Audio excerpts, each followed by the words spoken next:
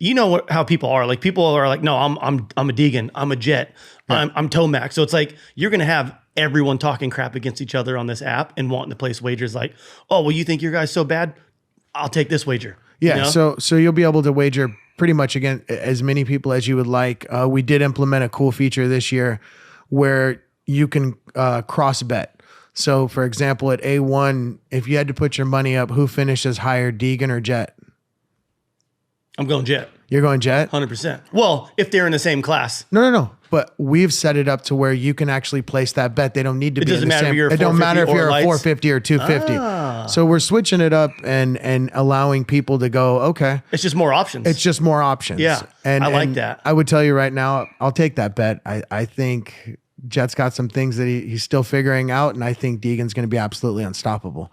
So I'd be willing to go on there and say, I'll take $100 that Deegan finishes higher position than Jett at A1. I think Bear's going to have a problem with that one. Yeah, that's never going to happen. No. And I'm a Jett fan. Don't get me wrong. Jett is the fastest racer to ever ride on two wheels. But I see where you're coming from, hearing all the things from the off season with bikes and testing and all that. So, and the thing we found really interesting is the people that genuinely follow the sport, you'll see some crazy wagers and you're going, okay, well, what do they know that I don't know? Yeah, right. For example, Insider trading. A little insider trading. I'm curious to see when we get some mechanics and dudes at the test track, then you start looking at wagers and going, huh, that's interesting. What happened there? Yeah. I'm taking Mookie to beat Eli at round one. Yep. I think he's got the Husky figured out. Dude, he rode so good the last few races overseas. He rode good overseas, and I think he's going to come into A1 and put a smacking on Eli. I've gotten some pushback on the app about that, but I'm sticking to it. I think this year's going to be gnarly with how many dudes you have in the 450 class, how many dudes you have in the lights class, Deegan moving up for outdoors. So it's like there's going to be a lot of good wagering going on this year because a lot of people are diehard to their guy, you know? Yeah. I look at like the global sports market of betting and wagering and the way people operate, and it's like a $110 billion industry. By 2035, it'll be a $300 billion industry. Yeah. And the market is set up where it's growing at a rapid rate because people are being able to wager and being able to talk about things they have passion for while having a little bit of competitive advantage. I think it makes viewing a sport or a game a lot more exciting, right? What made you originally come up with this idea where you're sitting there saying, okay, I want to be able to take kind of the house out of the equation and let the peer-to-peer wagering kind of stand still on its own as the business endeavor? Because this is a first of its kind where people are betting and wagering and operating amongst each other without a house being involved because they're not setting lines. There's no kind of rake. There's no system where the house comes in and kind of deviates what the bet is or the wager. So the first initial kind of outside of my daughter was we would go on YouTube together and we'd watch some of the UFC stuff where they live streamed it on YouTube, like where they'd blur out the content, but you could watch the chat kind of scrolling down. And I'm looking at it and there's a million people in the chat going, hey, so-and-so, I'll bet you $100, for example, Connor wins the fight.